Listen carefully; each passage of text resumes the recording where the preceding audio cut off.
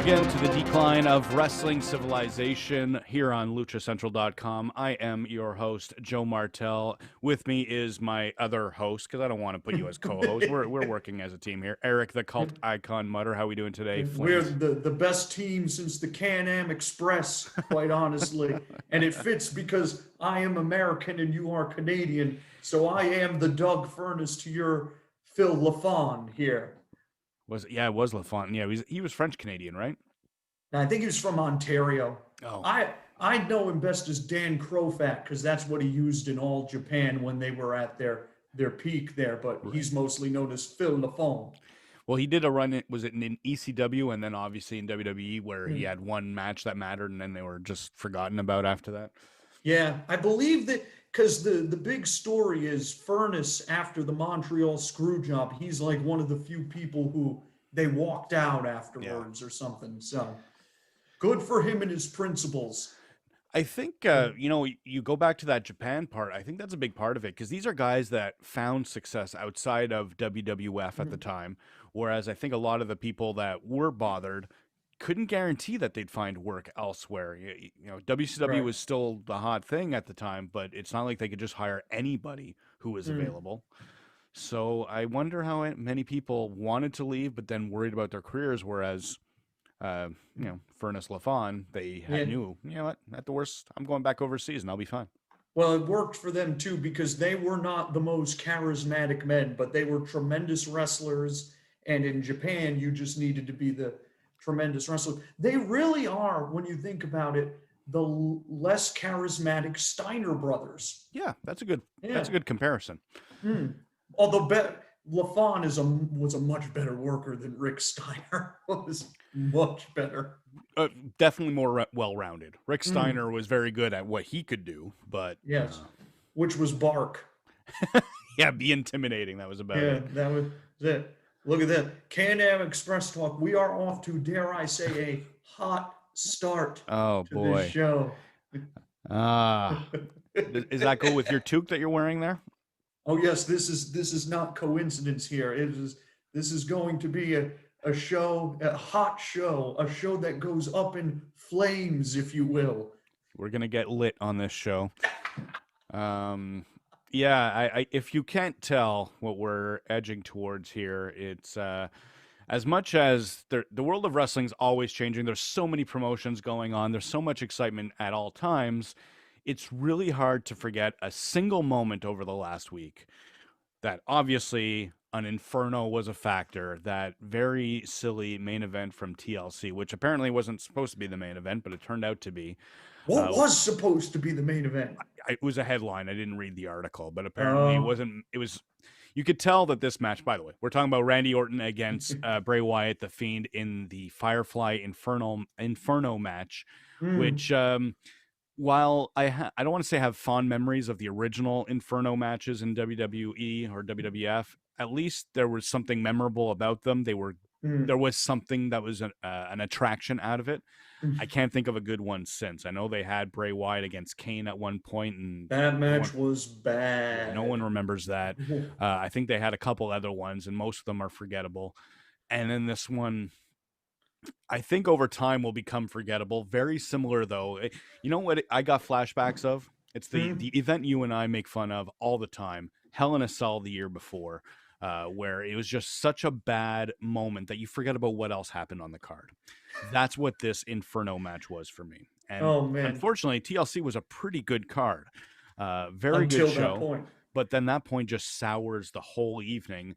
And it not only sours the whole evening, but obviously when a pay-per-view takes place on Sunday night, you will expect it to bleed into Monday Night Raw in some way.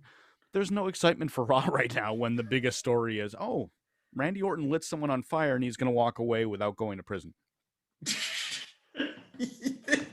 I mean, hey, that's part of the course. didn't Braun Strowman get murdered earlier this year and he didn't go to prison? Yeah, that's true. Or The- whoever killed him? it's so bizarre because the Bray Wyatt character is so intriguing, and there's a lot that has gone well with the Fiend character. Like not even the Mhm. before the Fiend part. Obviously, they had some ups and downs, mostly downs for the Bray Wyatt cult leader Mm. part. But since becoming the Fiend, there's been a lot of ups. It's been almost 50-50, and it started almost only ups. They Mm. had him debut after WrestleMania, and he didn't actually wrestle until SummerSlam of that year. Took on Finn Yep. Balor, and it was such perfect booking where they took their time, making sure to really accentuate the Firefly Funhouse and all the elements of psychological warfare that he could take on his opponents with. And then once the match took place, that letdown started happening, and it's been Hmm. keeping going ever since. Yep. And as you and I know, Bray Wyatt is not a bad worker. He's definitely a talented guy in the ring. He's not the best, but he's Mhm. very dependable. And I don't think he gets to show that with the Fiend character, and it means I can't think of a single Wyatt match that makes me think, "Oh, I want to go watch that again." Well, unless Daniel Bryan is involved. If he's involved, then sure. But that's been what, three times in the past decade Well, or so? let's concentrate on the Fiend part itself. I Yeah. know it happened the once, I think, but even then, when it's so forgettable, I don't know. It's too bad. There's so many possibilities, a lot of potential with this character. You want to compare it to everything they did right with the Undertaker back in the 90s, but they're doing everything they did wrong with the Undertaker back in the 90s, such See as that was a comparison a lot of people, because a lot there were people who defended this by saying, there were people like, what are they going to do when he shows up in the next week or two? And they're like, don't you remember they used to do this with the Undertaker the whole time? And my argument would be, well, yeah, when they did that with the Undertaker in the 90s, it sucked then too, bud. that, Like, it that's what wasn't good a then. lot of people forget was a lot of that Undertaker stuff was awful. I Mm, I think I don't know if we've said it on the air, but I'll say it now for sure. The Mankind angle in 96 was when The Undertaker became what we the now know him Undertaker. to be. Because Yeah. for those first 5 or 6 years, he won the WWF Championship, but he had casket matches with Yokozuna. He had gimmick matches with Giant Gonzalez that no one wants to remember. He was feuding over his urn that was burnt down into a chain. A lot of the things that we complain about childishness and goofiness in WWE today, that's what they were doing in the mid 90s, and that's not when WWF was doing very well at all. Right. You forgot to mention the Phantom of the Opera mask era Oh, I didn't Undertaker, forget. the I didn't fake, forget. the Brian Lee fake Undertaker That and one I did such. try to forget. The one where his spirit rose out of the coffin and was like, "I will be back," and Well, then that's the eyes casket match closed. with Yokozuna I was referring to. Oh yeah, Uh, that. and Mm, it's weird because I think back in '94, because that's when both those two matches happened, the Undertaker against mhm. the Undertaker and the Yokozuna casket match. I was 12, turning 13 in the middle of all of that, and those were the only two pay-per-views I bought that year. And it really shows you how good that type of booking works on a child. But you look Mm. back as an adult and you think, I, I must Oh have been high boy. on paint chips or something. Yeah.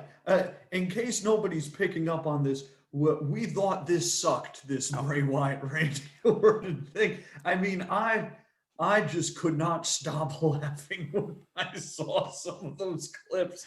It's yeah, it's just, bad. oh my goodness. Like, it's It's just, laughable because they'll set this up as if it's the most a real match. They did it in the real mm, environment, and then you could tell all of a sudden, oh, this is going to be one of the cinematic matches. You mm, couldn't tell right away, but eventually you could tell from the footage that this was pre-taped. yeah. And the minute that happens, well, already you're outside of the normal element. I understand that they had to do that, especially when you see the shots that they had to use to with the fire, but you're no longer watching a wrestling show, you're watching a movie about a wrestling show. Mm. And You're watching Lucha Underground. well, yes, but at least the Lucha Underground, that was the show. When you turn it on, that's what you expected. Right, Whereas you turn exactly. on TLC or WWE in general or any other promotion, you're expecting to watch a wrestling show. And then all of a sudden, this single segment turns into a movie about the wrestling show. And that jarring change of gear and change of logic as well, it just doesn't connect with me, at least. And it sounds like to No. most people. No, I mean obviously there were some people that thought that this was good, but these are the same people that think Bray Wyatt is the David Lynch of pro wrestling. And as you just pointed out, those people are probably high on those paint chips or whatever. I Well, mean, controversial here. I think you have to be high to enjoy David Lynch as well. Ooh. oh, wolf, wolf. Yeah, you're getting massive heat with me here. See what I did there? Oh, well done. No, Well Blue done. Velvet was good. And oh, great movie, great movie. Anyway, it's just the look. This is the only thing I can really say about this without us just descending into howling laughter and mocking this thing for the next hour. I do have to appreciate Bray and Orton, steering into the reverse Kenny Okada skid. Because they are the reverse of those guys. Their matches, whereas Okada and Kenny, everybody thought their matches got better and better with each progressive match. 7 stars. Yes, Bray and Orton just get worse. They just go backwards. I don't think this was as bad as the WrestleMania one, but I think a big reason I feel that way is because I had a lot higher expectations for that WrestleMania That one, is and true, then yeah. it crapped the bed. Whereas this one, I didn't expect it to work, and it obviously didn't. No, yeah, people's expectations were way down for this. Nobody had really cared for the build-up. That's really the only thing you can say in its favor compared to the other matches is, well, at least this time we knew it was going to be the worst thing we could possibly imagine. Well, this was actually a debate I had today on a forum that we used to visit, where I was basically saying, well, I do watch Raw, and for the most part, I enjoy it more than most. This week's show was not good, but in general, I even an average show, I enjoy more than most wrestling out there. Yeah, sure. But Raw, especially, and arguably for SmackDown as well, WWE has lost how to keep things exciting. When you look at everything that took place on TLC, there was nothing that made me feel, oh, I can't wait to see what happens next on Raw the night after. Right. And that's obviously because this Burning Man garbage went to crap. Nobody cared about that. While we both predicted Charlotte coming back, it's still not that exciting for Charlotte to be in the mix with Nia Jax of all people. No, what a weird. That was so weird to me reading about Exactly. that. And there's been a lot of highlights with Asuka as the Raw Women's Champion, and it just never feels like it's getting into the right gear with whoever's involved in the women's title match. Continuing on, though, Drew McIntyre is a very good WWE champion, but an angle with AJ Styles is not going to be the biggest thing, especially when you can tell it's a filler feud to get to Royal Rumble, WrestleMania. And it involves The Miz and Morrison and Omos. AJ's, bodyguard and Sheamus and I guess even Keith Lee to some extent. Well, I think that's going to start now, but he didn't get involved in TLC. And either way, the point is that once that match was over, I didn't care what happens next. Okay, so Drew's moving on to someone else, and Miz might be feuding with AJ Styles, but there was no excitement. There was no, I can't wait to turn it on at 8 o'clock Eastern time to figure out what is the next chapter of the story. There's none of that with Raw. You're bringing up AJ versus The Miz, and I'm just sitting here thinking, you're going to do that when Morrison is right there. You could do AJ versus Johnny Mundo. Well, you are going to get that match somewhere in that mix, but it's not going to be the profile. It's going to be like one of those 3-minute Nitro matches from 1998. Yeah. It'll be a good 3 minutes, but then it'll be over and we're on to The Miz. And then when they finally do the pay-per-view in June, you'll forget that it even happened once on Raw, 3 minutes in January, whatever it was. Absolutely correct. So, unfortunately, no matter what takes place on TLC, which was a good card, barring that stupid main event. Yeah, a lot of people really liked the show. Other than that main event, I'd rate every match as 3 stars or higher. So, well, actually, no, sorry. Minus the women's tag match. I'd say every match was 3 stars or higher. That was probably as average as at a 2-star match. But even still, the one match at 2 stars, that's pretty good for. And WWE is usually pretty dependable on pay-per-view, which is something we've said before. Yeah. But again, there's no excitement. I don't know how many reviews we've done or previews for pay-per-views we've seen, but every time it feels like when there's a WWE pay-per-view, we're thinking, well, I don't really care about a lot of the stories, but the matches will be good. And then that's what ends up happening at TLC. Yeah, generally when we go into these pay-per-views, we're like, well, they're doing too many of these types of matches. That's completely unnecessary.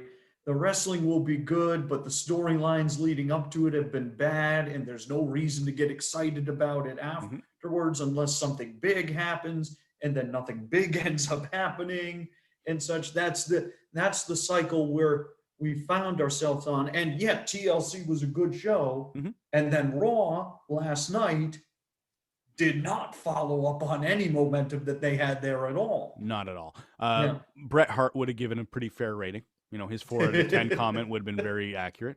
The only thing that's really good about Raw in general, first off, I've mentioned it again, but the Hurt Business. They can't Yeah. seem to do anything wrong, but they're not doing anything, even though they're just being, an MVP VIP lounge segment on Well, Raw. It's still well, hey, Cedric Alexander is doing a good job at making Big Swole very happy when he returns home afterwards.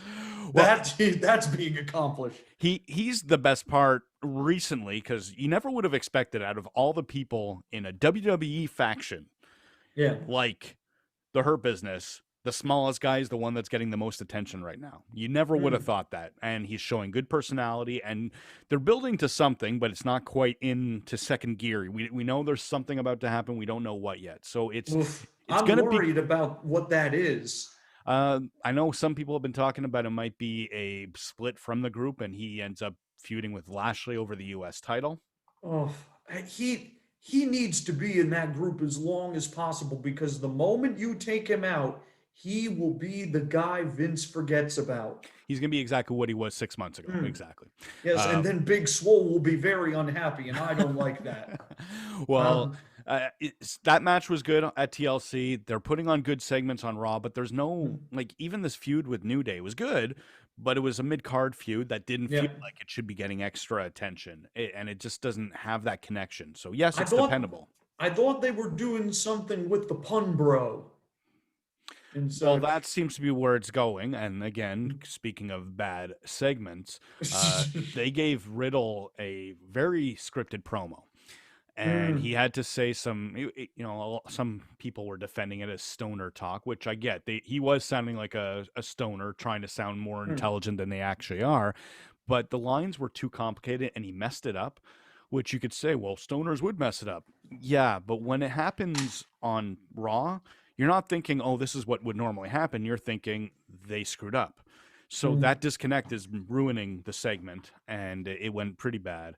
They're gonna make him too silly. He's gonna do. It's gonna be like what Moxley did. Moxley's talked about this. Mm. He showed them that he had a shred of comedic timing, And, and that was the end of him right there. Because then it was jokes and jokes and and jokes. flower pots. Yep, mustard. He didn't Moxley wrestle a dummy in the ring or a car? Well, that was James That's Ellsworth, yeah, but oh, oh, oh. uh, Speaking of people who've been burned alive, man, jeez. it's very odd because we'll get the good match quality. There's no interest in getting to that match. Even now, they're building up Hmm. to the Rumble, which is dependable almost every year. It's very rare that the Rumble is a bad pay per view. Hmm. Forgetting when Roman Reigns wins it, Or but Batista. or Blue Tista, very good, yeah. Oh yes. But in general, the Rumble is very dependable to be a good show. We have no inkling as to what angles are going towards there. The only thing that was hinted at from Raw last night, or on Monday night, because now we're doing this at a different time, Hmm. was that they are building something between Sheamus and Keith Lee. And I'll admit, that's a very good story. I'm very intrigued, but something doesn't feel right about it because neither of those potential matchups with Drew McIntyre involved feels like anything that belongs in the road to WrestleMania.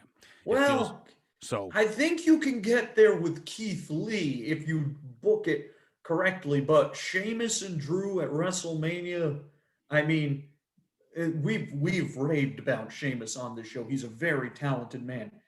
That is not going to excite anybody right there. That No, is not a WrestleMania main event caliber match. absolutely. That would be a very mid card feeling match, especially when you're Right. talking about. I'm not saying this is going to happen, but obviously they talk about rumors of The Rock coming in for the show, or we've seen Batista Hmm. come back for shows at WrestleMania. You never know if Cena might be returning. All these other big things that could happen, like an Undertaker's last match last year with AJ Styles. they really build up some big moments, and if all of a sudden the main WWE title match is Drew against Sheamus, it's going to feel like the opener. It's It's good. not going to It's compare. going to be like if Tomohiro Ishii and Jeff Cobb headlined Wrestle Kingdom. It's Yeah. gonna be a good, possibly great match. It's not on the level there. No, And it's not to headline. and the problem, the problem is, I mean, they definitely need to get away from having these legends in big matches on every WrestleMania. I think we both agree there. Mm-hmm. But the problem is they haven't built anybody to take the place of these people in the past several years. So when you do something like this, it's gonna come across as inferior. Mm-hmm. So yeah, they're in a bind with that one. That, like, I mean, yeah, and I don't even know what what is the SmackDown plan? Is it going to be Roman versus? I mean, because even if you do Roman versus Big E, that's going to be the same thing. I mean, people like us will be excited for it, but it's not a huge drawing match. And I you think that can't. has a bit more potential only because Roman is so high on the totem pole right now. But you're absolutely correct. Yeah, honestly, I think they're gonna, because they haven't done it yet. I think it's gonna be Roman versus Bryan. It's possible. I think that's the biggest match they can do. That, or God help us, Roman versus Goldberg. Well, that's the other big rumor. When it comes to legends coming back, Goldberg, I purposely didn't mention because he's probably the one most likely to come back for this next WrestleMania, which I know we just talked about how we wish they'd move away from that idea. I actually don't mind legends coming back, but it's how they use them.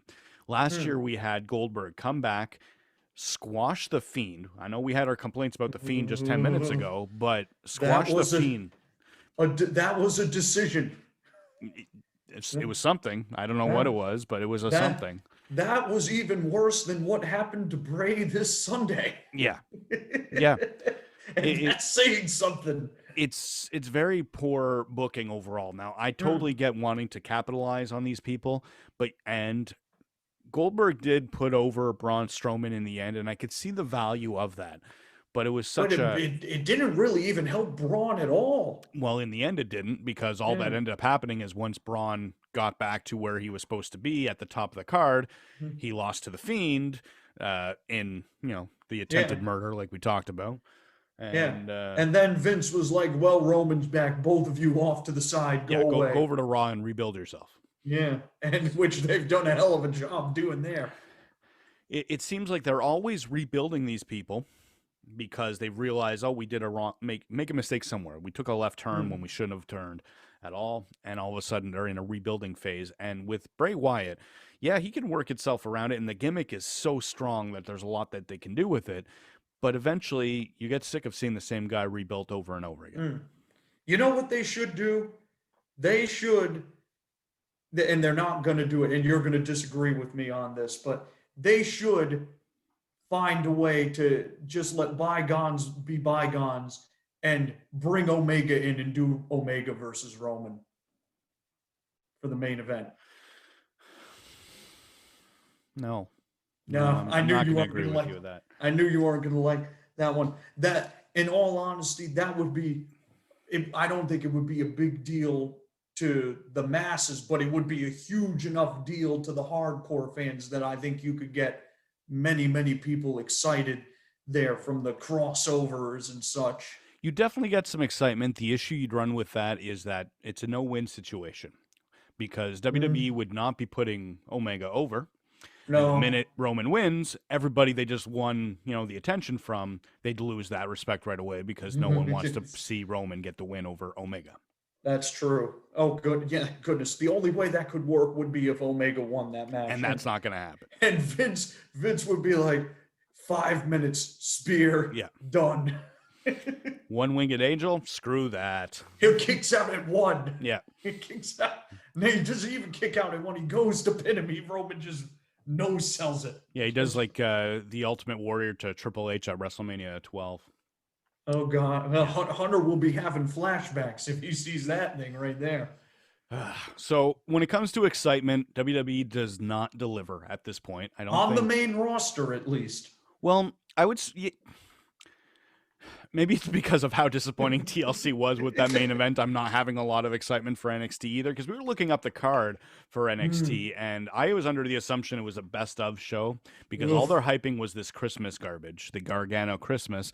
But it turns out they are going to have at least one match that's booked. There's going to be a tag team match with the tag team champions Lorcan and Birch against Killian Dane and Drake Maverick.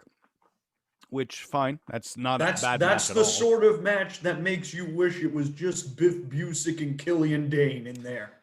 Hopefully they'll get some good time. Or Birch is pretty good too. He's pretty good for that sort of Yeah, role. yeah, But no, I don't mean any offense to him. I just really like his partner a yeah, lot more. it, I definitely can agree with that. Hmm.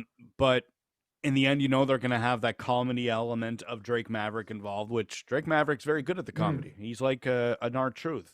They're very dependable in that role. But then when you put them in a serious role, it just doesn't. It's hard to balance. Hmm. It's not impossible, but it's hard to make work. Unless you fired him and you're having him fight to get his job back, then it works. That's true. He is a very good actor, but right now he hasn't had to do that. It's been comedy gimmicks to get Killian Dane of all people as a tag partner. Hmm. They seem to be on the same page, but at some point it's going to change. Either Right. way, NXT doesn't have anything very exciting Well, they this week. do have, not that this is going to help, but they do have Jake Atlas versus Isaiah Swerve Scott on the show, too. That's on this show as well? I believe so. Yes, Okay. from what I understand, they're turning Swerve Heel. heel, Mm-hmm. which, sure. I think that he could pull it off. He reminds me of what I've seen of Chris Bay in Impact. He was a solid heel in the final season of Lucha Underground as Killshot, but he's a much better babyface. But that is the WWE story. Great babyface. Oh well, now that's not working. Turn him heel. Let him figure it out there. I don't think WWE knows how to book a babyface. Even if they could pull it off, like Swerve has definitely shown that he can. His whole persona is go be Swerve. That's it. There's no Yep. extra effort. There's no personality that's developed. It's just him acting like Swerve from the Swerve City podcast and everything else Yeah. that he does. And I'm not trying to make any. I'm going to compare it to New Day, and everyone's going to think, well, I just compared to Chris Bay, New Day. It's not an African American thing. It's just that they show very similar personalities where you could tell that they're likable while still being themselves. Mm-hmm. And then Chris Bay, he's himself, and he's Yeah. detestable because he does a very good heel thing. So you expect that to work really well with Swerve as well. But Right. with New Day, everything they've done to become stronger baby faces, it wasn't Vince or whoever's writing that's Mm. coming up with the unicorns and the trombones and everything. No, That's that New was Day. all them. That was all them. Exactly. So WWE Yeah. does not know how to book baby faces, what I'm saying. The It baby makes faces you that do succeed, they did it themselves. it makes you wonder why they allow those three to be themselves so much, but they don't allow anybody else that same. Maybe Kofi, Xavier, and Big E have Vince pictures of Vincent compromising situations or something there. That usually helps, I hear. Well, maybe. Maybe. It reminds me a lot of Riddle right now, where Riddle is showing a lot of potential. He's getting I don't want to say a push, but he's getting a direction right now with this stoner dude, where's my car, Cheech and Chong goes to White Castle type thing. And it's not bad. There's some potential there. I think some of the bro nut stuff has worked better than some of the other comedy things that WWE Oh does. my god, bro nuts. That is I just felt part of me die inside saying that out loud. I was saying that recently that when they do this bro nut stuff, yeah, it's definitely stupid. It's childish. I'm Hmm. not going to pretend otherwise, but I could at least see the comparison of a stoner thinking that's a good idea, and that's what they're trying to do, and the Hurt Business is blowing him off as just, a weak-minded stoner type guy. Well, then Hmm. they have him do this promo this week where it's an obvious script job. He messes up the lines and it just looks terrible. So it gives you, Hmm. it just adds to the fact that, okay, let's actually put some attention to this baby face. It's not going to work. Hmm. I'm not against scripted promos in general. I'm against scripted promos that don't belong for whoever's involved or Hmm. talents that aren't ready for that. I'm not saying Matt Riddle isn't going to be able to carry a script, but having him talk existential and big long words of philosophy while pretending to be high about it, that's tough for Harold and Kumar to pull off. Never mind Matt Riddle, who's not a trained actor, who's not Mm. meant to be the lines. He was an MMA fighter who's a natural athlete, is very good in the ring. That's what you should be concentrating on, in my opinion. Maybe they need to get Neil Patrick Harris to manage Matt Yeah, Riddle or something. yeah, good call. I remember I enjoyed that movie when it came out. I haven't seen it since, but yeah, they pick him up at some point, right? They're all of, I haven't actually seen the third one, but the Okay. first two are quality films, which says a lot about me right there, probably. They were fun. Yeah. I try to avoid a lot of stoner humor because it's usually not for me, but that first one was pretty good. See, I never saw the I others. I enjoy it, and I am straight edge. Yeah. a, I a contradiction. well, I loved Cheech and Chong when I was a kid, and I didn't even know what pot was. It was just funny to watch these guys do Cheech and Chong. Right. Anyways, we're really off track here. Yeah, we're way off. So Riddle's having this type of push. Drew, I was about to say Drew Barrymore, shows you my high school crush there. Drew Oof. McIntyre, though, his whole character is just go be Drew McIntyre on TV. There's no real development. They give him a prop to use. The sword's been some good stuff, and wearing the kilt for the big matches, great. Mm. But there's no character development. WWE just does not know how to book baby faces. No. Even in NXT, a lot of these people, like Swerve, before he's turning heel, it was just go out there and be yourself.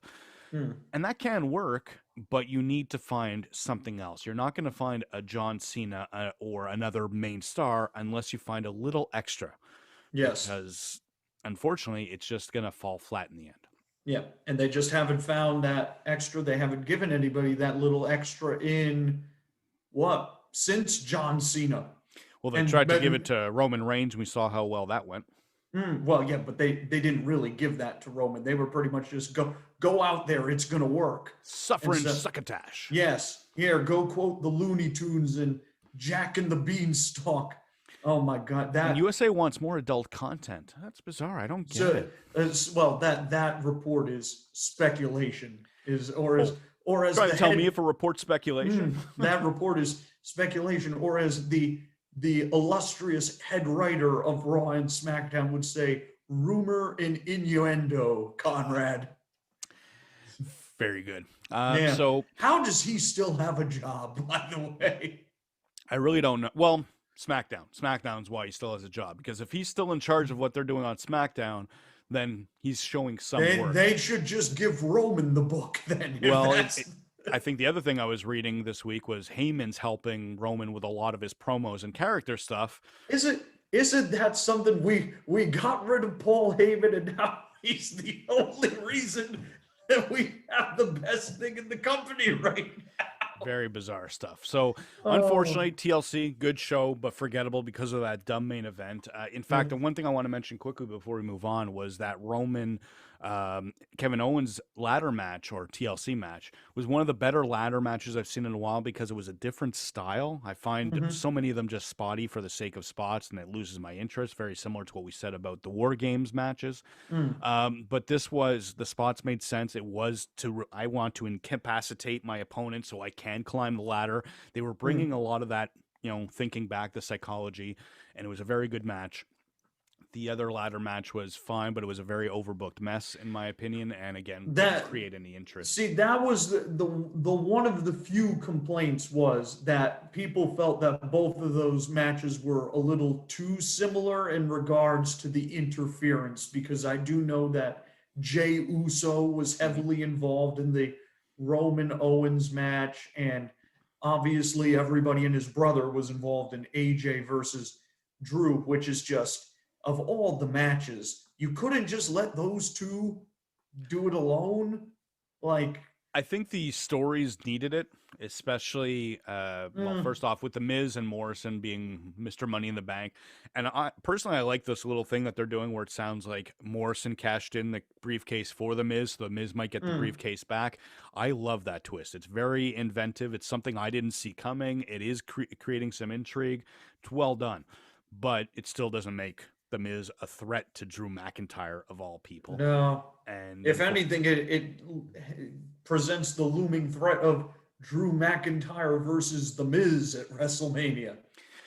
Which was something I was throwing out to someone yesterday, not as a great idea, Mm, but with the right booking could be a great idea because The Miz is very much the face of the USA Network right now. Out of all the people on Raw with his mm, Miz and Mrs. reality show, USA loves The Miz, and there is a way you can make him be the company network guy against mm. Drew. Still, at the same time, it's another chosen one, ironically enough, Yeah, versus the babyface angle, and I don't think I want to see that right now. I don't. I think that would. I do not think people would be very excited for No, that. That are all outside of the WWE bubble. no. No. Definitely not. So where we were leading towards is NXT has this show this week, but they're building Mhm. up to the New Year's Evil, and it seems like both Wednesday night shows are doing a good job building up these next three shows. Now I know Hmm. Dynamite is delayed, so I Yes. was personally expecting NXT to throw a couple of big extras onto that show, gain some interest to build up towards the New Year's Evil, and instead it's a Gargano Christmas. They're Hey, they might be showing one final beat again during that Gargano Christmas. well, they're That's big stuff there, You man. you mentioned showing that stuff again. That's another segment that they're highlighting was Balor and O'Reilly building up to the title match in 2 weeks from then Oh is yeah, going. they're gonna sit down and rewatch the match like Rocky and Apollo Creed and I don't know if it's going to be that much, but they're revisiting the match. I don't know what that really Well, means, but they are doing some sort of you recap of a match from you 2 months caught ago. me very good there, Kyle. You caught me very good. Running the jaw. So I Why don't do I know. suck so much, Kyle? Why am All I right. so overrated? These opinions are of the person on the other side of the screen only. The following opinions have been paid for by the New World Order. So we have that going on, and then on Dynamite, I want to make a list of what's going on in Dynamite. So even though it is delayed after the Hmm. NBA playoffs, right? Yes. Yeah. Oh no, not the regular season. Oh, it is regular season. Yeah, regular season. I believe it started tonight and it will be continuing tomorrow, starting on TNT officially tomorrow. You can tell how much I'm for those Sportington teams when I don't even Hmm. know if it's playoffs or not. And all Anyways, you need to know is LeBron plays basketball and he's really good at it. LaHoo? LeBron. LaFawn? No, no. Phil is happily retired now from all sports. Well, we just had Dynamite last night, and then sorry, not Dynamite, Dark last night, and then Yeah. Dynamite tonight, and we have the Holiday Bash going on. So we have Pac taking on the Butcher. We Yep. have the Young Bucks against the Acclaimed. Going to be the main event, I would think. Okay, Yeah. you'll know. I haven't Yeah. caught AEW for a while. Jericho and MJF teaming up against Top Flight. Yep. Uh, you, Airwolf from MLW is Darius Martin of Top Flight there for you go. those who follow MLW. And if you follow MLW these days, I'm sorry. Evil Uno against Dustin. Yep. Dustin Rhodes, obviously. Yes. And then we found out because of Dark, Hikaru Shida is going to be taking on Alex Gracia. Yes, Alex Gracia from I believe Houston, Texas. There Yes. you go. Talented girl. I've seen Likes a lot pink. of next what? Likes pink a lot. The color. The or color, the yes. artist. Yeah, no, Okay. not that. Well, maybe she's a fan of the singer. I don't know, but her gimmick is that she wears a lot of pink, or it's at least part of her gimmick. Hmm. So And then Jurassic Express taking on in a 6-man tag against the that's Dark right. Order members of Colt Cabana 5 and 10. That's right. Marco Stunt, baby. He's Well- gonna sing if they win again, hopefully. Right away, I know we say this often, and I apologize if I'm repeating myself, but AEW, whether you like the show or not, does a great job promoting for coming shows. NXT's building up the New Year's Evil with a couple of special attractions, but we already know the full card for Dynamite on a less memorable one. It's still the Yes. Holiday Bash. but This it's is not- definitely this show and last week's show are definitely not the Moxley Omega show and the one following it, which had all the big stuff on it that Exactly. did that ginormous rating. But they still do a lot of good thinking forward. Hmm. I know they tape in advance, but honestly, that's really no excuse. WWE, you could still be Right. planning in advance and tell us what happens the next week by the end of the show we're currently watching. Yeah, they have a big. I mean, they have a big match set up for next week too. Yep. Not the full card, but Omega's going to defend against Phoenix, and I mean, my goodness, that match is for people who like AEW it doesn't really get much better than that, does it? Absolutely a huge match. Phoenix Hmm. is one of those talents where before AEW was a thing, or I'd say when AEW was being built up and you think of who's going to be in the main event, Phoenix and Omega were two of the top 5 people you would expect from that Yeah, company. Jericho being another, Penta, what's his real name these days? it's Penta L0M, but we Thank you. can just call him Pentagon. I don't conform to those rules there. We just call Conform. him Pentagon. Well, I know him from Lucha Underground, and to me, he We know was both the of them from there. Yeah. that's well, except Yeah. Omega, but yeah, absolutely. Yeah. So either way, a lot of big names, and you expected that early on, and now we have that match taking place next week. Yeah. So Dynamite doing great jobs booking in advance. Yes, very good. But this is their specialty and such. They like when it comes to the in-ring work, Mhm. frustratingly for people like yourself, they're very modern. When it comes to their booking And and their stories. storytelling Hmm. and their promoting, they are very old school Yeah. with it. So it's a very interesting complexity there in how they handle the in it's an old school promotion with modern in-ring wrestling. And I'll say this each and every week. I know I'm in the Hmm. minority of not caring about that modern Right. style. And I also know my age is a factor. I'm 39 years old. I've been watching wrestling since I was 7. My dad pointed out he remembers me watching a show in '88 particular, and that's when I was 7. So Wow. I totally get it. I totally get that it's kind of moved past me. I'm one of those grumpy old men that's just not getting into whatever the You new kids are you're doing. you're Jim Cornette if Jim Cornette was nicer. You want me to be a jerk? I can be a jerk to you. I And don't want to be sexist and racist or anything else, though. all those other things Jim is. We're Yeah, yeah, yeah, I yeah. don't want to do that. I'm not going to Yes. do any fried Don't come chicken at us. jokes on Come NWA. at us, Jim. I'm sure some stooge of yours is one of our like 15 to 30 listeners and will stooge this off to you or No, something I'm like kind that. of ruined that, but I do enjoy Cornette as a wrestling personality. I just disagree with a lot of his Mm. side things, we'll say. Well, now he's not going to come after us because you saved it right there. Nice job. I wasn't even trying to say. I realized he's going to be on WWE TV again soon. Not only Raw's doing a stupid Legends night again coming up, but He's going to be on that. no, he's not going to be on that. But they did some filming for this new show they're putting on the network of icons, and they interviewed him. I can't remember if it's the Lex Luger one where he's coming back talking. I think it is Lex Luger because Cornette was managing Yokozuna when Luger did the body slam, then started the Lex Express and all that. Oh So he's back in WWE's good graces, at least for filming documentary footage. man, does that kill the chances of Luger coming to AEW where they do an angle where he's like Team Taz's nutritionist and Sting is still friends with him even though Luger's a heel? Well, I would say there's a lot of other things because unfortunately it was basically that they showed a promo for this documentary Yeah, show they're gonna do. I know Lex is in bad condition Yeah, and he's in such. Yeah. bad shape, so it would be hard for him to be pulling off a nutritionist gimmick of all things when he's paralyzed. It's Well, no, unfortunate no, because he could still be healthy while being paralyzed, but yeah, he can still cut a promo in his wheelchair and such. He can still be active and everything. I had been told actually, I don't know how true it was that he would have liked to have had some role in AEW oh, okay. and such at I, some I point. I could see it happening. I just don't think it'll have the effect No. because, unfortunately, you're in a very physical sport, and you putting someone who is now in a wheelchair, it can Hmm. look bad. Like, oh, here's your future. If you keep doing whatever you're Yeah. doing, you can end up like this. Well, Obviously, that with could also be he. See now, actually, if Sting is going to mentor Darby, Hmm. bringing in Luger to be like, dude, I know if you keep going down this daredevil road, look what's going to happen to you. You got to listen to this man right here. I could see And that. so, I Though I I do think bringing Luger back to TNT would be a great pop for at least one night, though. I don't know how much that matters in the end, but again, I'm Canadian, so I don't Hmm. know TNT and the power of the network. To me, it was just whatever was on.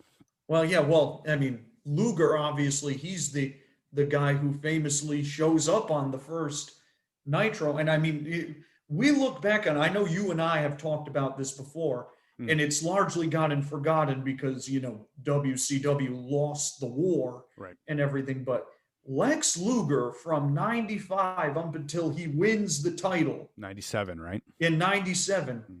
That is an incredible run he had. An incredible run. If we were to get Miz Fan on here, we'd have to add another 3 hours so he could go on about how great that run was. It's just unbelievable stuff. I agreed, and I think an element that we forget very easily, at least according to Eric Bischoff of all people, was that he wasn't going to get a very good shot. He Bischoff didn't really want to hire Lex back. No, he did it And because of Sting. he did it because of Sting, and he did it at a pay cut and a bunch of other things, and basically he wasn't given a lot to work with, but Luger proved himself to the point where, well, we got to do something. Let's have him beat Hogan on, was it Nitro it took place? Yeah, the 100th or the 99th or the 100th episode of Nitro, August 4th, 1997. Yeah, that's one of my favorite moments in wrestling history right there. He's gonna wreck him. Some more Tony Schiavone calls that. Oh man. One thing I got to give credit for again for AEW was Schiavone's very underrated as a commentator, and he's proving his worth today, even with the modern stuff. It saved his legacy. It saved Tony's legacy, this new gig, because a lot of people were always going to remember him for when he was unmotivated and disengaged in those final years, and bringing him back now. And he's so happy to be back. Yeah. He's so enthusiastic, and it's reminded people of how great he was. He really was good. Yeah. I'm getting into 1989 of my chronological WWF viewing. Yeah, he was there. And he's going to show up any moment. I think he's there by SummerSlam, if I remember all my pay-per-view VHS viewings. So I'm excited to see what he does. And he did a good job there, too. Yeah, he was he was young, but he was good. So, you know, while we're talking WCW, actually, we should talk about this. We should talk about Kevin Green briefly. Because he did pass away yesterday. Right. And such. For, obviously, I am a bigger football fan than you, and Kevin Green was around when I was alive. He was a really good player when I was alive. But as I was telling, my friend earlier today, I have no recollection of him playing any football at all for whatever reason. But I remember him as a wrestler in WCW. Definitely. Like he, that Great American Bash 1996 match, that's one of the best events of all time, if you ask me. Where he teams with Mongo. Let's people, Steve Mongo McMichael, bless his heart, was awful. Terrible. And these two, they had been training, I believe, for weeks, and they go in there with Ric Flair and Arn Anderson. Granted, it's Ric Flair and Arn Anderson. Very difficult to have a bad match with those two. But they go in there and they have a hell of a match with minimal training. They just have a hell of a match. They had a hell of an angle too, where Mongo turned and joined the Horsemen there. That was the best night of Mongo's wrestling career and such. But Green was great in that match.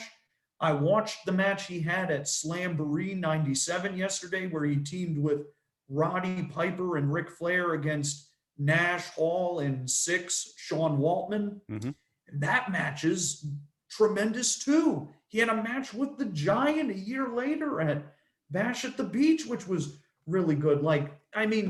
Again, I think it's something that gets forgotten because WCW lost the war and everything. But if you're thinking about the best celebrity wrestlers of all time, I think you have to put Kevin Green right up there with Ronda Rousey, and I know it's still early, but quite frankly, Pat McAfee too. I think that's got to be your top three. I'd have to think about that. I know it depends on what your criteria is, because I think Mr. T has to be in that because of what his name value mattered in the 80s. And he did do good. I mean, not that first main event was an all-killer match, but he was perfectly serviceable. And he did his role. Yeah, Floyd Mayweather versus The Big Show. It was only one match, so I can't really put Floyd above some of those other people who had more than one match. But my goodness, I have very fond memories of that match. That was a very well put together match. as I recall. Sticking back to WCW references, though, I think Rodman deserves a lot of credit too because he was pretty good in a lot of what he was doing. He eventually got lazy, as we Mm. know, but he was surprisingly good in a couple of the Oh, matches he was that involved in. the match him and Hogan versus Giant and Luger at Bash at the Beach 1997 is miraculous in how good it is. Miraculous. You And think Rodman may have been the best worker in that match, quite honestly. that's He was think certainly the about that. best worker on his team that Yeah. night. And then you look at Carl Malone, who was Not so instrumental good. to Goldberg winning the title. Obviously, Goldberg could have won the title without Carl Malone, but Oh, he was still a big part of that night because he gave the diamond cutter on the to outside. Kurt Hennig. Yeah.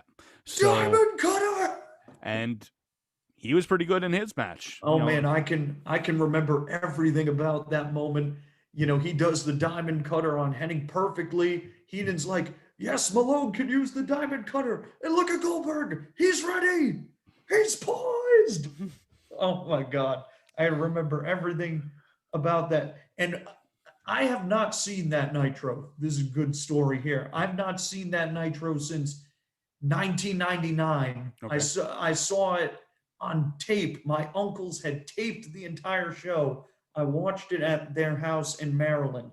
I Okay. have not seen that show since then. I have Really? looked for it everywhere. It wasn't on the network when I had it, Oh. but it is now available on certain bootleg sites. So I can finally watch the episode again, at least before they arrest all the people for these bootleg sites now that they passed that new stupid law or whatever. I think WWE Network did a Goldberg documentary, and they were talking about that moment, and it made me go back. And I watched it literally last week. Mm. So I watched the announcement from J.J. Dillon when he announced that Goldberg was going to get the title shot because that was really well done. Mm. Good segment. I don't know how well done the promotion was to That give it 3 days notice or whatever, but that is well, yeah. The 3 days notice thing was a problem. I'm not as down on them not doing it on the pay-per-view as some people are, but mostly because when I think back on that show, that was a special show. oh, for Like sure. that was a Monday night TV show in a football stadium with Mhm. 40,000 some people. Now I know WCW was doing big numbers in the Superdome and the Alamo Dome and such during that time. They were doing like 20,000 people there, which isn't sellout numbers, but it's no small thing for a Monday night show. But that Georgia Dome show, that was like, I think that was like It was. 44,000 people on 3 days' notice. They're turning people away at the door. Yeah. The day of that show, that was a special show, and the way they built up to that big moment at the end, the streak, him having to go through Hall. I think the Hall part was a bit of a mistake. I don't think that was really Oh no, necessary. I actually think that ends up helping it because it gives him one more and I will give Hogan credit for that because this was a Hogan idea Right. here. Now, granted, it was all supposed to lead to Hogan ending the streak because we can't have nice things in Hollywood Hogan's world. True. But at least for that night, I think it was the right call. You put one more obstacle in his way. Mhm. He goes through Hall. He has a competitive match with Scott Hall, which he should because Hall is, he was a star at the time. And then, so he's had to work already. And now he has to go face the big star, the champion, in a main event, big pressure, all the pressure in the world, biggest audience ever. And you put him over huge there with that big win and with those two big wins. So I think they handled that all pretty well. Where you can argue is should they have given it more than 3 days worth of build, which I would say yes. Definitely. Just Should imagine if they would have done Omega Moxley when it was announced on Dark the day before that's going to be the main event of the next Dynamite. Yeah, they're going off the show. Taz is like, oh, by the way, Excalibur, Omega Moxley 2 tomorrow night on Dynamite. Yeah. Yeah. It wouldn't have the same effect, but No. it definitely worked well, and I understand the reactionary booking of that because at that point WWF was starting to win in the ratings war. But well, the other problem too there was what they then just treated Goldberg like absolute crap after that. He Well, was that's a the type of mid-card booking. Yeah, champion. that's the booking we've seen in WWE ever Mm, since. For example, CM Punk. right. He was the big return, the Summer of Punk 2011, wins the title, puts Alberto Del Rio Patron, Garbage Man, Ooh. to pasture, and is then in the mid All card part while of Alberto's road to the big house right there. clown. Um, Yeah. and then we had Cena still headlining against the Big Show. 2012, it's Big Show and Cena Oh, headlining a pay-per-view while CM Punk is on the hottest is streak. So is we've this it? seen this a lot. No, it is. It's no wonder why CM Punk is now not in wrestling anymore. It Very brings understandable frustration, yeah, no doubt about it. man, I can remember all that stuff from like Goldberg was legit. Like it was him and Austin. Hmm. It was Yep. him and Austin. They were 1 and 2 right there. And he was pretty much the best things about WCW the rest of the year were him, the Ric Flair return, which we're going to have to talk about in depth one day, that return on Nitro, which is one of the greatest moments in the history of pro wrestling. Woo. I will fight anybody who says otherwise. And the third thing, Juventud Guerrera versus Billy Kidman. Those are the three good things about WCW the rest of 1998. And everything else was just ugh. And then they killed Goldberg the same way they killed Sting the year before. They killed Well, both of them. yeah, it was the same type of event. It was Yeah. Starrcade both times. Yep, it should have been Goldberg versus Sting at that Starrcade. This is all stuff we'll talk about on our future WCW Rewind show Yeah, when we have millions of viewers and it won't be, everything. yeah, it won't be a sidetrack where we lose ourselves like we're doing right now. So Mm, let's rewind back just yep, quickly. What NXT is going to be doing for New Year's Evil. We know they're going to have the rematch of Balor and O'Reilly, which I did love the yep. original match, so I'm looking forward to that. It's a Uh, good, strong match to put on that show. Absolutely. I expected Dunn to actually win that title shot for the more fresh matchup while still being a good hard hitting match, but can't complain about the rematch. I expect that Finn's going to retain, and then they're going to Finn versus Cross afterwards. Well, speaking of Cross, he's got one of the other matches. He's going to take on Mm, Damian Priest, which is a very intriguing matchup, but it's one I wish they would really? have built up to more. Yeah, one of the stranger booking decisions in NXT. I find it's very consistent, That but is it's a weird decision right there. well, Very I could weird. see why they'd want to give that match because Priest is Mm, really on a hot streak right now. He's really, as a performer, he's got his character down pat more than anyone. We talk about bad mm, booking for baby faces. Priest is one of the outliers, basically. He's actually doing pretty good as a baby mm, face right now. But I could see why they'd physically want to have Cross and Priest. They just look like it would be a good, intriguing mm. matchup, sort of like a Lesnar or Goldberg. You just put them next to each other, and I want to see what happens. But they built up to this match by Cross just attacking Priest out of nowhere, which I know they do in wrestling all the time.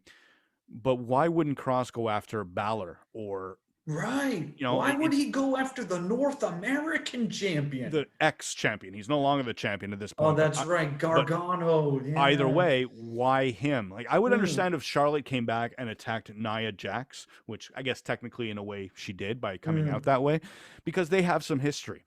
There's Yeah. no history between Priest and Cross. So why did Cross go after him? We still don't know. He's And I a think he's it's a just he's a big man imputing on my territory. I must stop him. yeah, that's all there is to it. And Yeah. that to me was a Maybe poor. he's side-eyed Scarlet backstage or something. We don't know. We don't know. Yeah. A couple other things that are going to be happening. I predict they haven't booked this yet, but I have a feeling they're building up something between Rhea Ripley and Raquel Gonzalez. Maybe it's going to be a stipulation match. Again, that's just my thinking.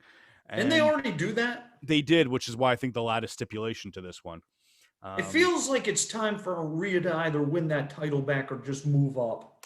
I have a feeling you're on the right track with your second option, but Yeah. we'll see how it It's, goes. I think it's time to do that. And then hopefully someone can explain what the hell happened last year or Well, this year. yeah, but the year isn't over yet. You're absolutely right. But Yeah. I think with Charlotte coming back, we might end up getting an answer. Who knows?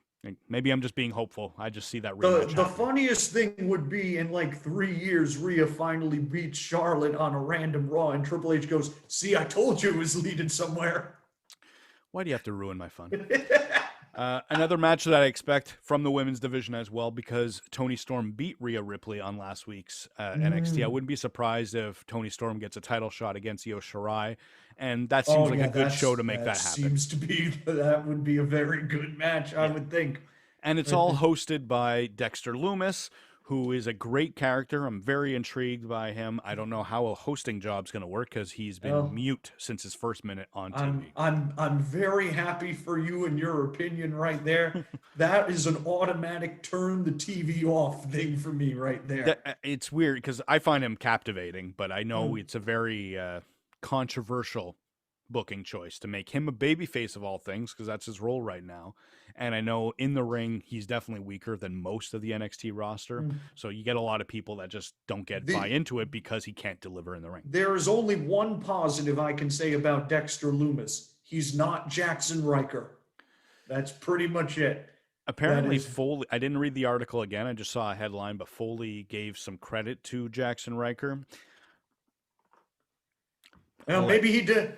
Maybe he was like, I like the way how he disposed of Grand Metalik so quickly. Yeah, I knew as soon as I saw it was Midnight Leak that was getting involved, I knew I'd hear from you about it. Oh my God. All right. Oh my Speaking of God. Midnight Leak, or in a very sideways way, another promotion we talked about quickly before we signed on. I didn't expect you to have too many thoughts, but a big pay-per-view that happened this past weekend was the ROH Ring of Honor Final Battle. Another good show. It was another solid show. First off, I got to say, Ring of Honor has been very solid. I took my time getting through the pure title tournament. I kept collecting the matches on the DVR, we'll call it. And then by the time I got to them, I just blew right through it. Everything was great. Their production is very good. I know there's no crowd, so it doesn't have the energy of some of the other shows, especially a Dynamite or NXT, where they do have some people in the audience. Right. But their presentation, their booking of it to make it look more sports based. They're having, I think we described quickly not too long ago, where they had the colors of their tights to match up what they look like on one of the other promotions. They're doing similar things, especially with the pure title, pure matches, I shouldn't say, not just pure title, but just pure match gimmicks. Right. They actually have the 3 rope breaks counted down on the screen as they go underneath their names. They're doing the timer, just like AEW reinvented having the time limit for North American wrestling. It's been really solid. And then Final Battle just delivered. The only complaint I want to get off my chest quickly before I know what you want to get into there is that because there's no change of scenery, it just felt like a 1-hour ROH show turning into a 3-hour ROH show. It didn't have that pay-per-view feel, unfortunately. I think ROH is still adjusting to what they can do with the pandemic and their limitations. Obviously, they had to reduce some of the matches and rebook some of them because of some COVID positive results. Bandito, he had tested positive earlier in the year. It was in September? In September, and he doesn't have it now, but they caught the antibodies that he had then. And I believe the testing is being run by the Maryland Athletic Commission. This is the same commission that I believe fined AEW for the Jon Moxley Kenny Omega match last year. So these people are very strict and such. So because of that, Bandito wasn't able to come. I don't know what Flamita's deal was. I don't know. EC3. Well, EC3 tested EC3 positive. had it. Yeah, he had it now. I just know Bandito didn't have it now. I don't know if Flamita had it earlier and they caught the antibodies there, or if he had it now. But that's it. And I know Kenny King couldn't make it either for the same King. That was the 4th thing. one. Yeah. Yeah. So where I was going with that is we were just talking about another Lucha star, the Grand Metalik, and then the big news of ROH you wanted to talk about was Roosh. He had some help in his match. Oh man. Go ahead. Rant beginning. Well, here's the good news, people. So first off, for those who did not see this, Rush retained the title over Brody King. Yeah, I don't know how I feel about that. With the help of his father, Bestia Del Ring. Who is Bestia Del Ring? Well, in case you missed it 5 seconds ago, he is Rush's father. and also Dragon Lee's father, because you know Rush and Dragon Lee are brothers. He's also the father of the second, or maybe it's the third Mystico, who can keep track these days with all of those guys running around, all those Mysticos. So he wrestled in CMLL with Rush and Dragon Lee for many years, under the name Pierrot. He was like the second Pierrot. There was a more famous one in the 90s and such.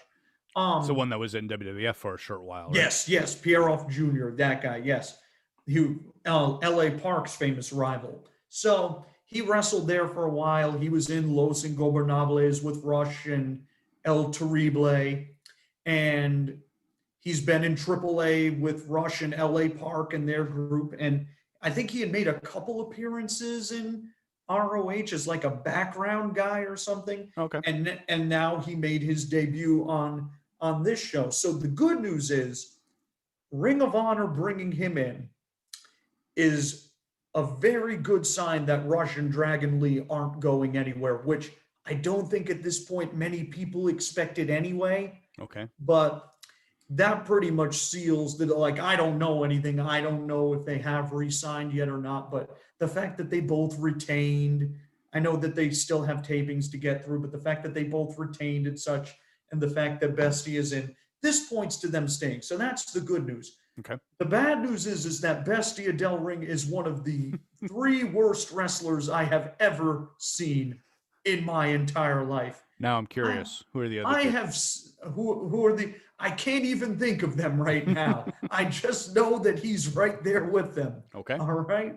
So Jackie Gata. Jackie Gata, a million times better than Bestia Del Ring. All right. A million times. By the way, she divorced Charlie Haas. Did you know that? No. Yes. Well, now you know. There you go. I didn't know they were married. I'm not TMZ. You didn't know they were married? Wow. I don't care. No. Yeah, had like 5 million kids too. That ends the decline of Wrestling Civilization TMZ edition. Back to Bestia Del Ring. I mean, I have seen that he has had, I think, 2 good matches in his career, and they both involved L.A. Park and 4 other guys involved in the match, where he did very little. I have seen this man, when it's time to catch dives, he will move out of the way and let the people crash and burn. And they're not like just Samoa Joe who does it on purpose. He's just being lazy about it, basically. It's lazy and lack of. He's first off, he's old. Okay. He's in his 50s, and he's not one of these luchadors that has aged gracefully. He can't really do much of anything. All right. And such. He's a terrible seller. His movement is positively glacial. He has no charisma. He's pretty much only a star because of who he's related to. Gotcha. And that's really the only reason he's gotten the opportunity. Rush is a good son. You can say he is a great worker. He's a great charisma, and he is a great son. And he pretty much brings his father with him everywhere. And he must have said, I'll resign if you bring my dad in. And Ring of Honor was like, well, we don't want to lose you, so we're going to bring Bestia Del Ring in. And now we might get to see him. You imagine him versus Jonathan Gresham for the Pure Championship. They will have to retire that title again if they do that match. I've been loving the Pure title match, the Pure matches in general. You will not be loving it if they do that. Well, I'm thankful that I don't think that's going to happen.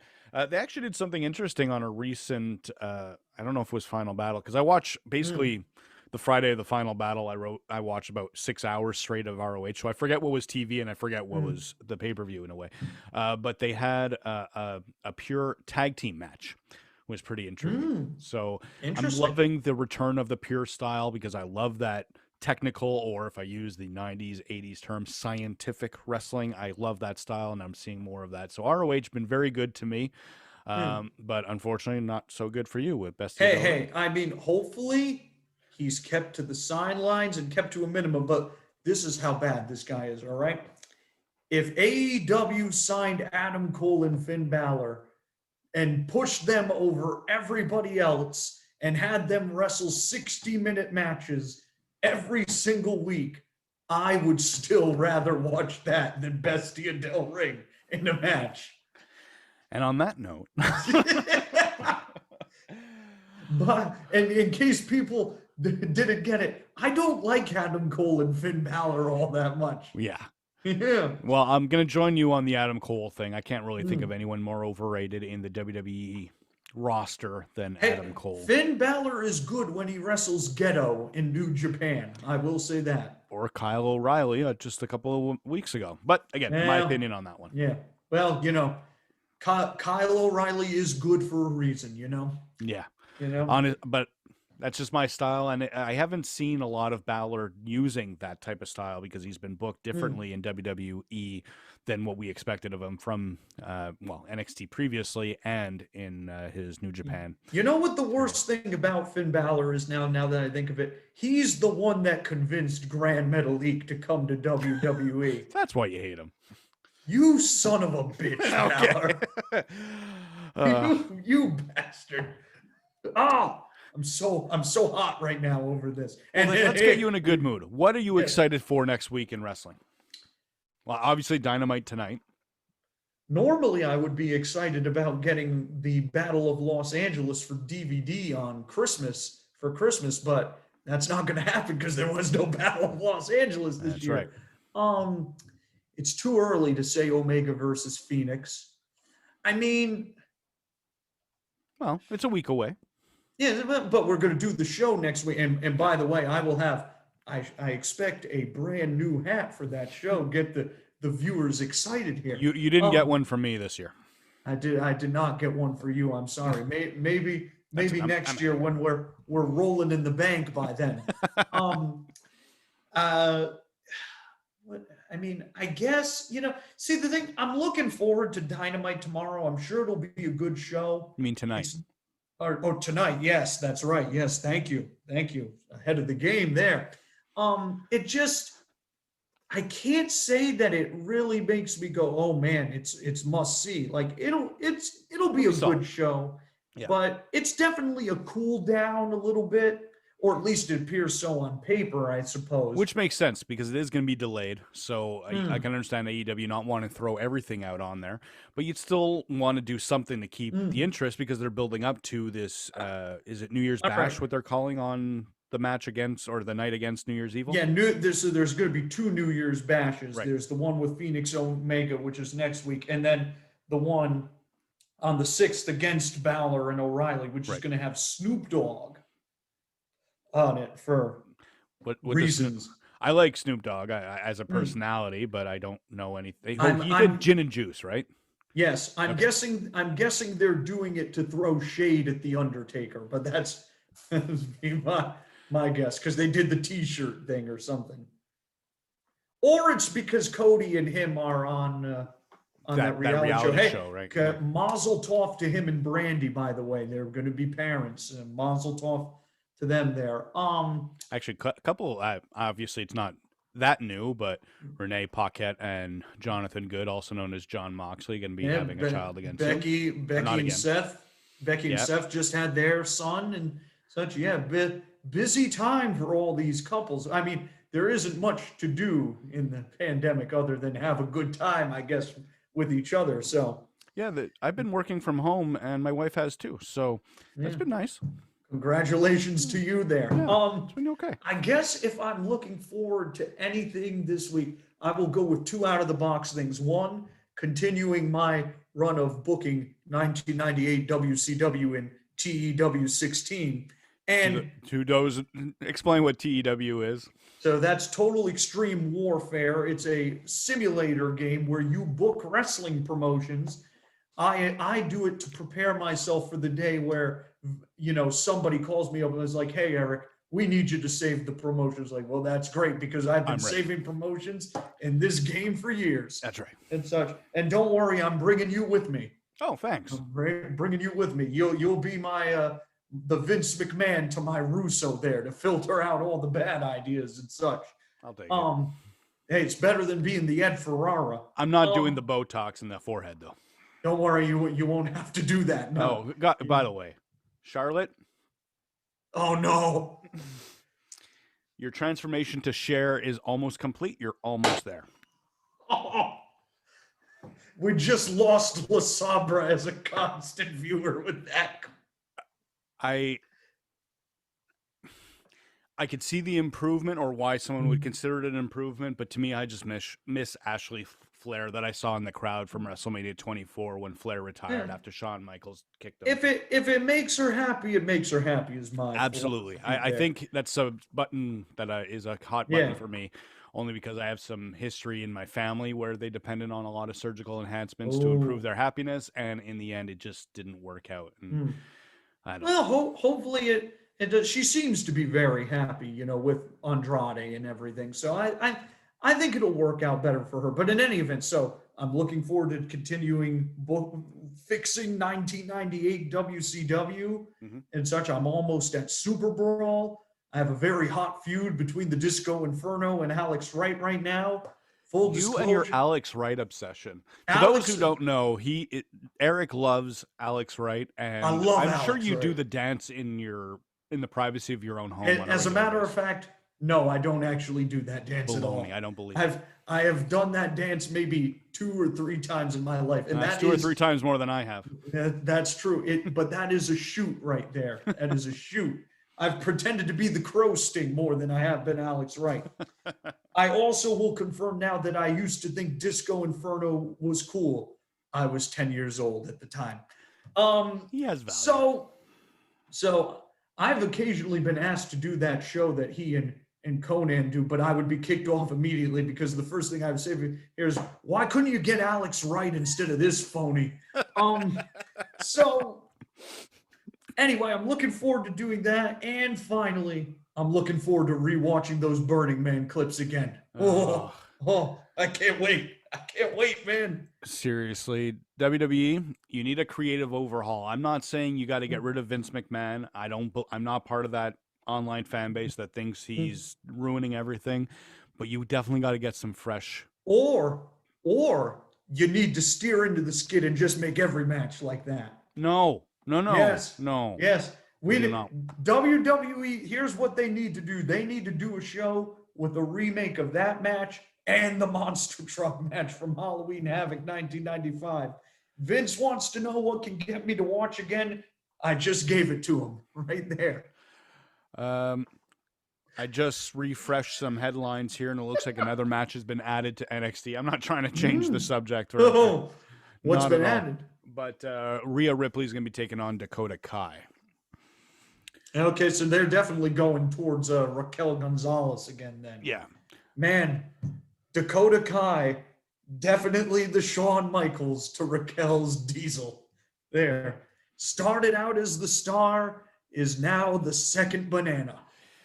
Well, you look back in time, who has the more legendary career? I obviously I think Shawn Michaels has Well, the hey, benefit because he did it all for WWE and they did win a war. Kevin Nash will tell you he had the better career. Yeah, but at the same time, Kevin Nash did not headline his head like the head of the class of the Hall of Fame, No, whereas Shawn did. but Shawn was a far better worker than Oh yeah, Kevin for was. sure. But I will say this. I think Kevin was probably a better draw than him for the NWO thing. Yeah. Kevin had a much bigger impact on the business overall than Shawn did with that angle alone right Sure. there. And I would say he was a better mic worker. He was more charismatic. He was a better politician in some ways than Shawn was. And Shawn got a man screwed over on live pay-per-view once upon a time. Well, I think that was more Vince than anything, but yeah. Well, why did Vince make that decision? It was because of Shawn. I don't know. I think it was. He had to choose one and he chose Shawn. And he made the wrong decision there, but in the long run, he made the right decision because it led to the Steve Austin thing. It's tough. I don't know. By the way, I was at Survivor Series 97. I witnessed the screw job take place. You and Doug Furness were very unhappy that night. I knew it's weird because I lived in Montreal, but as a suburb of Montreal, I had to take a train, and pay-per-views happen on a Sunday night. And anyone who's ever had to depend on public transport knows that Sunday night's not exactly the time where you're going to get a lot of trains or metros or whatever you're using. So the last train to our hometown, because I went with my cousin, was at 10:30 or 11 o'clock or something. And this was happening. And he's like 2 years younger than me. He's pulling on my sleeve and he's saying, "We got to go make the train." And We'll call a cab. We're gonna do something because Mm. this is history right now. There's something we're watching that's special. Yeah, I mean, it's been 23 years since that show. And That it's thing has been dissected every which way. We pretty much know every detail about it, other than did Pat Patterson know? That's like the only thing nobody knows. and he Um, might have taken that to his grave, yeah. unfortunately. And I guess, some people still believe this thing was a work. And I mean, Scott Hall, listen, if you're listening, big guy, stop. Stop it. It wasn't a work. Get over yourself, all right? Um, but like we know everything about it, and yet it endures as this legendary tale that people cannot stop talking about all these years later. And it goes through ebbs and flows. At first, everyone was on Brett's side. Like a decade ago, I remember people were like, you know what, Vince should have done when he did it. Like there was this weird thing where people Changed their sided mind. with Vince after a while, and now we're back to no, Vince was an asshole. Brett was screwed. He deserved better there. Yeah, I really don't know. It was bad from the beginning. Whatever happened, just terrible. Just so Yeah. sad. Just so sad on so many accounts. It's And it's the but most infamous wrestling moment that doesn't involve what happened with He Who Shall Not Be Named and Owen Hart. yeah, Besides those two stories, which are obviously going to be bigger because they were, in one instance, a tragedy, and the other a horrifying travesty. either way, there was Yeah, death involved in those yeah, ones, which we definitely makes can't it overlook that. you can't overlook that. It makes it so much bigger. But other than those two, yeah, Montreal it's the biggest wrestling story that I can ever recall. And so, Another thing that was kind of interesting was I'd come home. My dad, he didn't care about wrestling. mm, He made fun of me for liking it. I'm sure a lot of fans here know exactly what that's like. But yeah, I came home and I was trying to explain to him, no, this was real. Yeah, it's all a show. No, this was like real, man. 99% of the show was what you're talking about. It was Yeah. scripted, fake, or whatever, but that was actually real. And I'm trying to, and anytime I've ever had to tell this story to a non wrestling fan, you could just see it. I don't know if it's going in one ear and out the other, or their just eyes go to the back of their head because they're trying to figure out, well, what's real and what's not. It is such a messed up scenario that even wrestling fans can't decide, as you were just Mm. indicating. It is infamous is the perfect word for it. See, these asides we do, this convinces me even more that we need to do like a history show every once in a while on this stuff, because there's so much we could talk about and Definitely. everything. Well, Oh one man. day when we're low on topics, and I wouldn't be surprised in the next couple of weeks because with the holidays, nothing. Yeah, I don't know In how many are going to be. between pay-per-views, we don't have an AEW one until the end of February. I don't think we know when the next takeover is, right? Haven't announced Not that that. I'm aware of. It's going to be the same night as Revolution. You're very good at the history stuff, so you find yourself a topic, you pitch it to me, and we will find a way to get that done. And Well, yeah, you we'll know bring that you a. I'm gonna first suggest like the NWO formation or something like that, because that's like the second biggest thing ever. It's like that, and yeah, it's the screw job, and then it's that. That's pretty Yeah, much and I don't want to talk about the screw job too much, but yeah. the So NWO definitely. yeah, because And there's that'll so actually be much pretty leading into interesting that. because we both had different perspectives. I don't want to ruin our potential show already, but I was the WWF guy who didn't know anything about WCW, and you were the WCW guy who was gung ho about what was going on at the time. Yeah, So we have different perspectives. It could be interesting.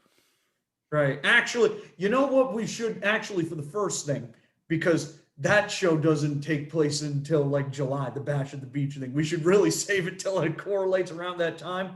But Okay. we could do the Starcade '97 thing. Ooh. Ooh. You know, I have many thoughts on that one. Everyone does. Many thoughts, many thoughts. Anything you'd like to promote today, Eric? Well, I did a review of Dark that you can check out, and otherwise, I'm taking a vacation after I did all that Triple Mania stuff. Yeah. Is there anything in Lucha going on in the coming future? Well, AAA's Facebook and YouTube pages are gone in the United States because they're being sued by the Lucha Underground production company. Oh, boy. Okay. But other than that, no, all Lucha shows have been canceled. CMLL was supposed to have a show this week.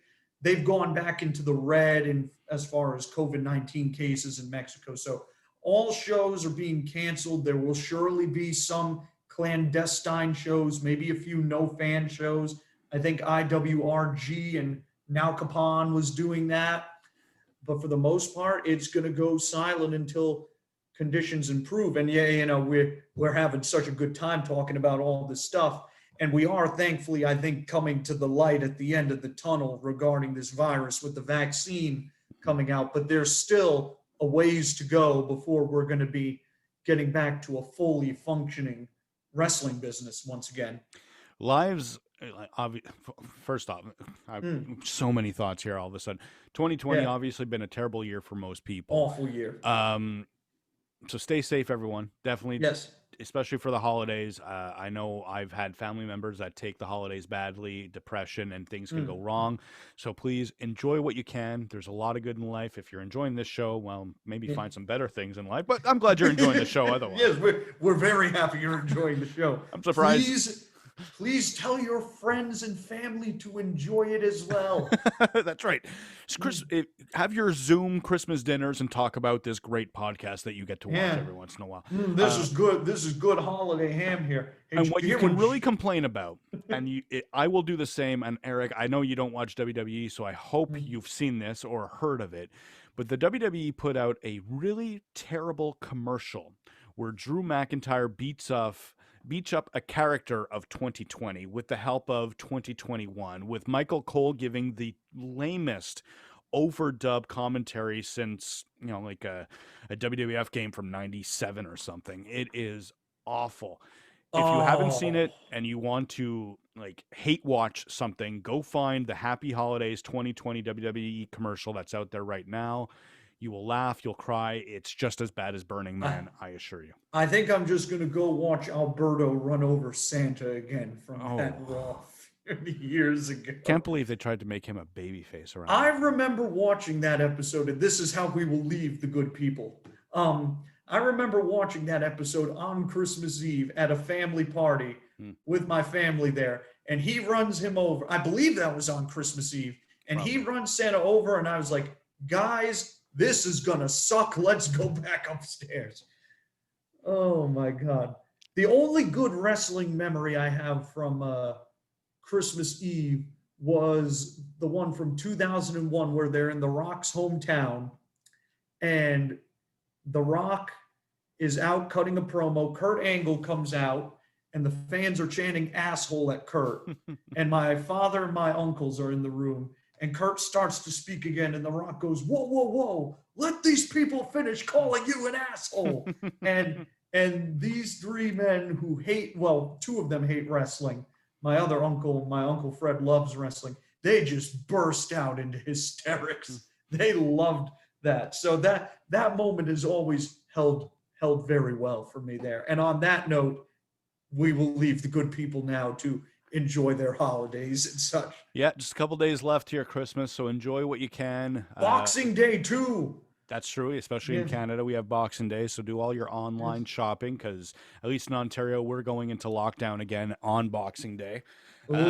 So do what you can, enjoy yourselves, stay happy whenever you can, and stay safe. Very important, and enjoy the wrestling in the world. There's so many options. We talked about quite a bit today, but we didn't get to talk about Impact. We didn't get to talk about MLW. Don't forget, there's always options. So if you're depressed about Raw the way I am, flip the channel. You've got other options. Indeed. Well said. Well said. Hear, hear. Cheers, Jason. And on that note, we are the decline of wrestling civilization. I bring you the horrors of wrestling, and we might have to do a show named that one day. But I am Joe Martell. Special Chamber of Horrors edition there. It's just going to be a Bray Wyatt episode. Everything he's done wrong. Or everything WWE's done wrong with Bray Wyatt, basically. That'll be a good show.